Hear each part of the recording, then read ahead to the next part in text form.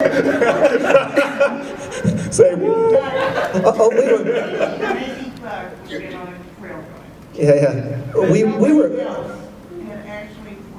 We were well aware of that because we on the pilot we had some really great wranglers who would just take us all out individually and break it all down to make sure that we knew what I think she means the characters themselves. Oh, the characters.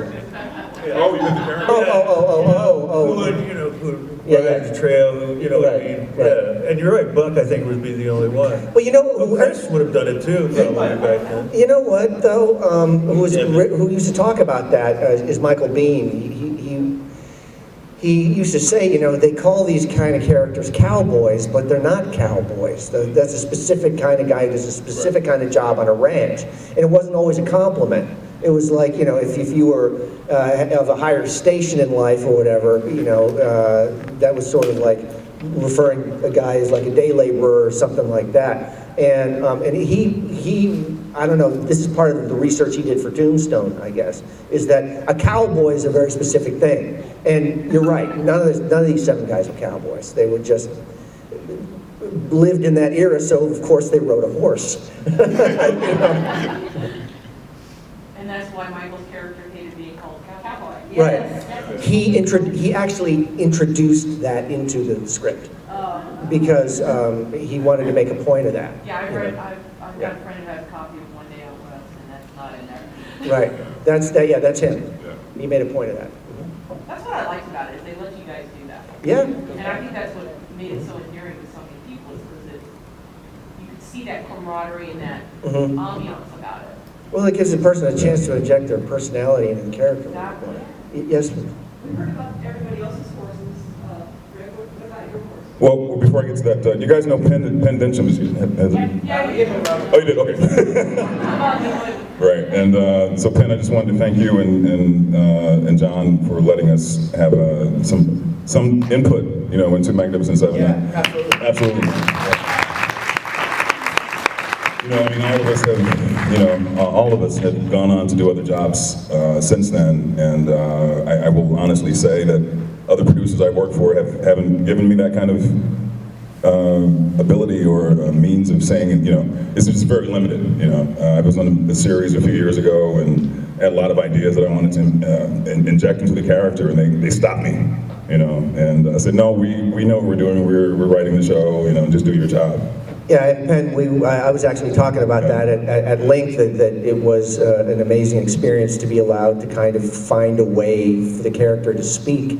You know, that to have that latitude to work with you guys in that way made it a real joyful experience, because most of the time you're just shut down. Yeah. You know? Yeah. You shut down and you know, you show up, you do your job, and you know, try to be fabulous and you know, go home. So, but you guys gave us some creative freedom, and it was, I mean, I was such a rookie on Magnificent Seven. You know, I mean, I was like, I think just in LA just for about a year from Chicago.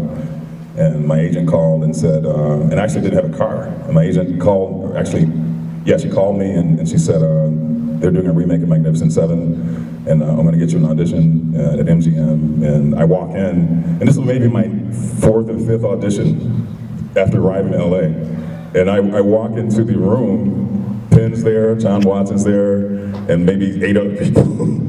And I did the scene where Rain captures me and ties me upside down in the pilot. That was my audition scene, you know. And I did it, and I think Penn, I think you guys said that was really wonderful. Can you ride a horse? And I lied my ass off. Yeah, I ride horses, rodeo, I rope, I do everything. And to this day, you know, now I'm 46 now. It's like I look back in that time, and it's like I look back and I was 28, 29 years old, and you know, I was such a rookie to the system. And now I look back at it now, and it's like, man, we were so fucking blessed to be on Magnificent Seven. You know, we really were, all of us. Just to touch on what Rick said, we talked about my dad and Penn earlier and how great they are, but it really is. I remember I went to a party at your house. Yeah. And there was an actor there that was a friend of yours. It was a reoccurring on NYPD Blue. And I had just finished filming my episode, and again, that's how I thought You just go, and that's the way every production is. And everyone's cooperating, and oh yeah, we can change this scene, no problem, makes it better, great.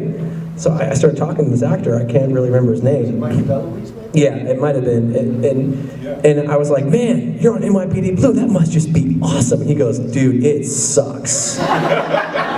He goes, I show up, I hit my mark, I have to say verbatim what they want me to say, I can't change a dang thing, it's no fun. It really is awful. And it surprised me, again, I was, like Rick at that point, I didn't really understand where I was, but I just assumed that it was always this collaborative, free experience, and it's just not. As I told you, my very next experience on a set was about the most diametrically opposed experience you could have, where the producers were awful. That movie is called Light It Up. It was a movie I shot in Chicago, and they dropped me off in a blizzard in the middle of this place, and then they forgot about me, and it was awful. And I was like, I want to go back to Mac 7. This sucks. Amen to that, dude. Amen to